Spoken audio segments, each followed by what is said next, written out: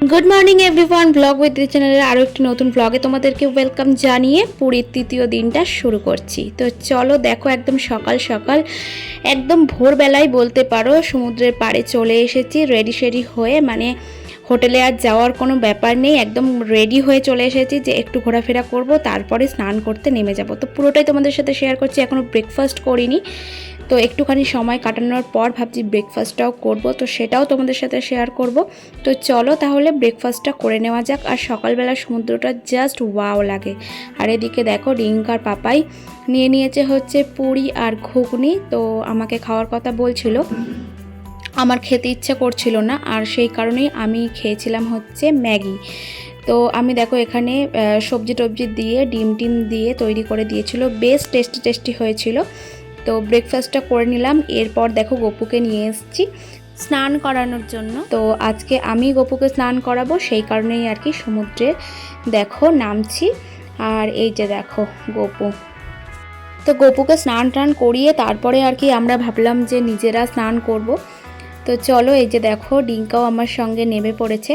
আর আমার না ভীষণ ভয় লাগে জানো তো, ও এত ঢেউ আসে, তো আর ভাবি যে বাই চান্স যদি আমার হাত থেকে ফসকে যায়। আমি তো শক্ত করে ধরেছিলাম, আর খুব একটা জলে আর কি বেশি জলে নামছিলাম না।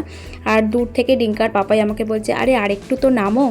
তো আমি তো ভীষণই ভয় পাই, সেই কারণে আর কি অল্প অল্প নেমেই স্নান করাচ্ছিলাম।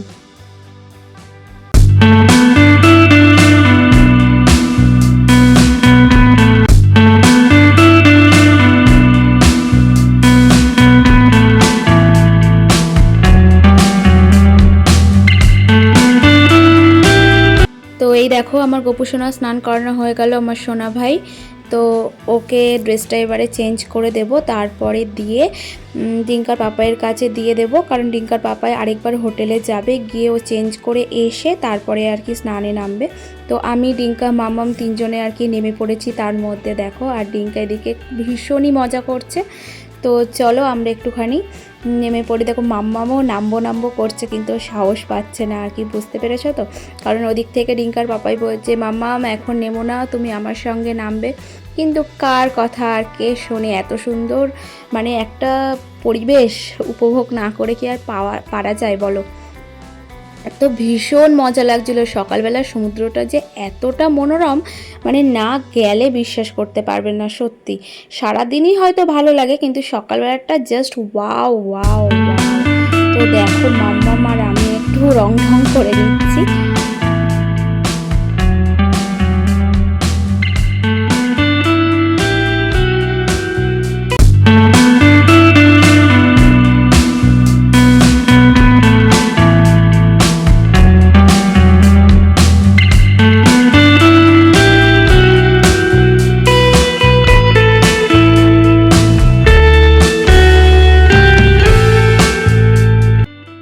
আর সকালবেলা জানো তো সমুদ্রের ধারে একজন বাঁশিওয়ালা আর কি বাঁশি বিক্রি করছিল, আর এত সুন্দর সুরে বাঁশি বাজাচ্ছিল যে কি বলবো, ভীষণ ভালো লাগছিল মনটা।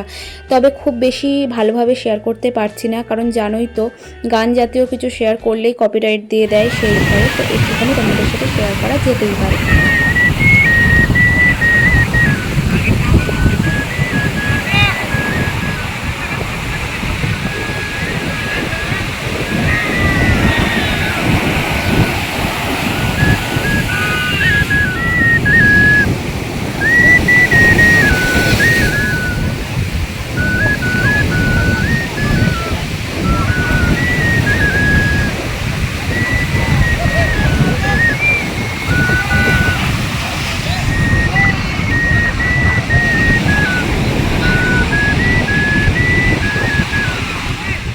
আর দেখো সকাল সকালে এসেই ডিঙ্কা এই খেলনাটা কিনে নিয়েছে, সমুদ্রের ধারে বসে খেলাও শুরু করে দিয়েছে, বেশ ভালো খেলনাটা। আর এদিকে দেখো আমি সমুদ্রের ধারে একটুখানি পা ভিজিয়ে নিচ্ছি।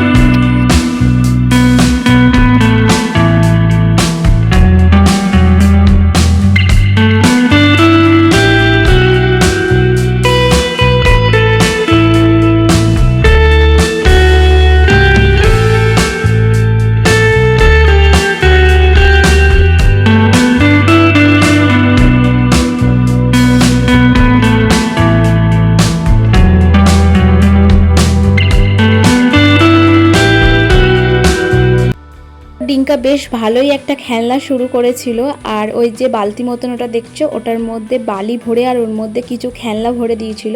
আর এই যে দেখছো কিছু শেপ করেছে, এটা শুধু শেপই নয়, এর মধ্যে কিছু খেলনা ছিল।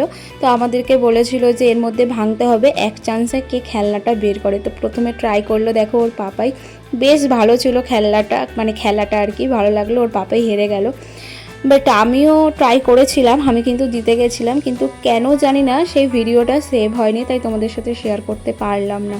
তো দেখো দুটোতেই ওর পাপাই হেরে গেল, আর নেক্সট যেটা ছিল সেটাতেই ছিল খেলনা। তো চলো এরপর আমি আর ডিঙ্কা একটুখানি মজা করে নিচ্ছি, দেখো।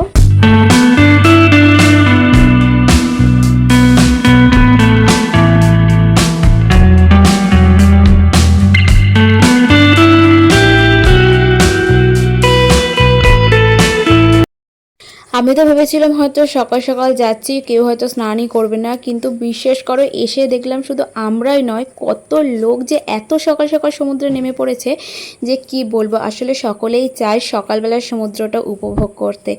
আর কিছু কিছু জায়গায় তো মানুষের ভিড় এত বেশি, কারণ সেই সমস্ত জায়গাগুলোতে আর কি চড়া পড়ে গেছে। তো চলো আমরা একটু ফাটিয়ে মজা করে নিই, কারণ আর একটা দিন বাকি, তারপরেই আর কি বাড়ি ফিরে যেতে হবে।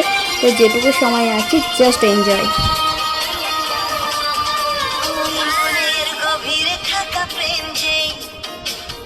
চোখে উঠলো ভেসে, মনে হলো ঝিলমিল রোদ্দুর, সৈকতে উঠলো হেসে, ওই মনের গভীরে থাকা প্রেম যে দুটি চোখে উঠলো ভেসে, মনে হলো ঝিলমিল রোদ্দুর, সৈকতে উঠলো হেসে।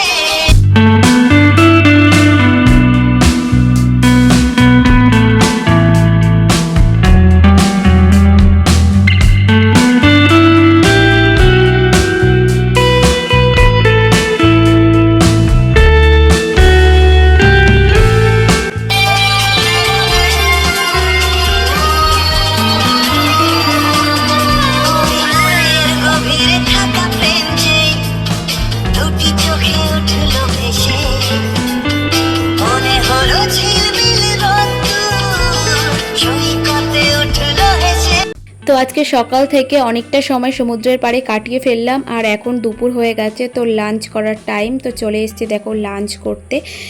আর এই যে আমাদের লাঞ্চে ছিল ডাল, একটা ছিল আলু দিয়ে কোপ্তা, কলা দিয়ে আর কি, আর এখানে হচ্ছে চিকেন। ফার্স্টে আর কি থালিতে দুটো করে চিকেন ছিল, তো ওর পাপাই এক্সট্রা করে একটা চিকেনের প্লেট নিল। তো এতগুলো বেশি হয়ে গেছিলো, লাস্টে আর খেতে পারছিলাম না। আর এরপরে এই রেস্টুরেন্টের একটা বিখ্যাত জিনিস, সেটা হচ্ছে রাবড়িটা দারুণ খেতে। তো এটা নিয়ে নিলাম। তো সঙ্গে থেকো, নেক্সট ভিডিও আসছে আরও ধামাকাদার। তো সেই ভিডিওটা দেখার জন্য তোমাদেরকে আমার চ্যানেলটাকে সাবস্ক্রাইব করে রাখতে হবে, যাতে করে সবার ফার্স্টে তোমাদের চ্যানেলে পৌঁছে যায় আমার এই ভিডিওগুলো। আর যদি আজকের ভিডিও ভালো লেগে থাকে একটা লাইক করো, কমেন্ট শেয়ার করতে ভুলো না। তো আজকের মতন এইটুকুই, টাটা। সবাই সুস্থ থেকো, ভালো থেকো, সঙ্গে থেকো।